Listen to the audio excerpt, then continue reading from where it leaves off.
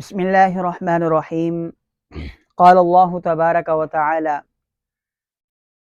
للرجال نصیب مما ترک الوالدان والاقربون وللنساء نصیب مما ترک الوالدان والاقربون مما قل منه او کثر نصیبا مفروضا وقال النبی صلی اللہ علیہ وسلم تعلموا الفرائض فإنها نصف العلم او کما قال علیہ الصلاۃ والسلام۔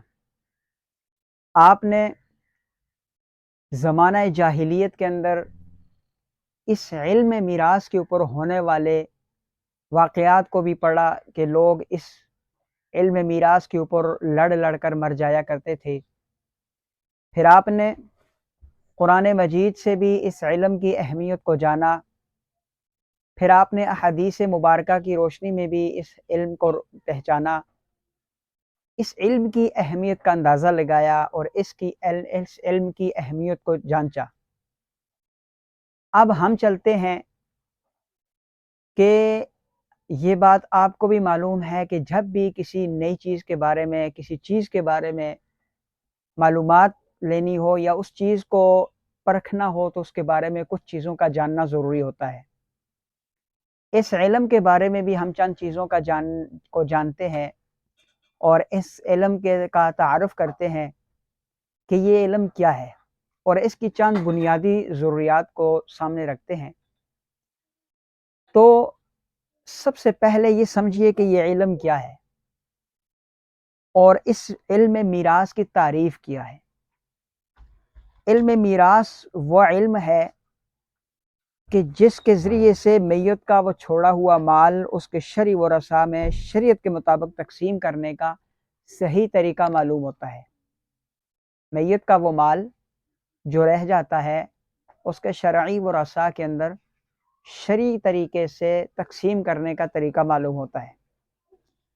اور اس علم میراث کے 3 نام ہیں: علم میراث، علم الموارث اور علم الفرائض۔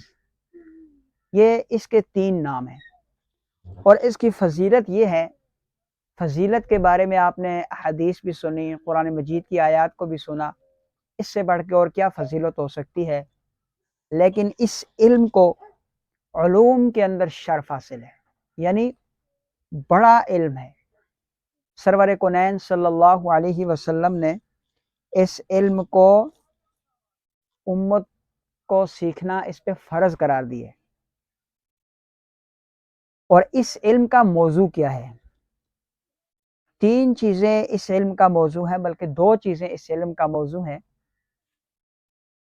نمبر 1، میت کا چھوڑا ہوا مال، یعنی اس عنوان پہ بات ہوگی اس پورے علم کے اندر کہ میت کا جو چھوڑا ہوا مال ہے اسے کیسے تقسیم کیا جائے گا، اس کو کہاں خرچ کیا جائے گا، کیسے خرچ کیا جائے گا، اس کو کہتے ہیں میت کا چھوڑا ہوا مال۔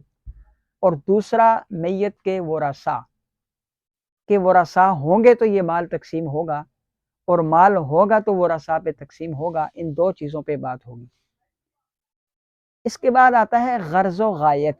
کسی بھی چیز کی غرض و غایت ہوتی ہے، تو علم المیراث کو سیکھنے کی غرض یہ ہے کہ ہر وارث کو اس کا صحیح حق ملے اور مال کی تقسیم میں غلطی واقعہ نہ ہو۔ کیونکہ ذرہ سی غلطی بھی ہو گئی تو بہت سارے معاملات جنم لیں گے، اور اگر جان بوجھ کر غلطی کی گئی تو وہ مال حرام ہو جائے گا، مال ناحق ہو جائے گا۔ اس لیے اس علم کو سیکھنے کی غرض یہ ہوتی ہے کہ اس علم کی تقسیم کے اندر کوئی غلطی واقع نہ ہو۔ اسباب کیا ہیں؟ کوئی بھی کسی کا وارث کیوں بنتا ہے، اس کے لیے 3 اسباب ہوتے ہیں۔ نمبر 1، نسب کا ہونا، نمبر 2، نکاح کا ہونا، اور نمبر 3، ولا کا ہونا۔ اور اس کے موانع کتنے ہیں، یعنی میراث سے محروم کر دینے والے اسباب کتنے ہیں، اور وہ بھی 3 ہیں۔ پہلا قتل، دوسرا غلام، اور تیسرا دین کا اختلاف۔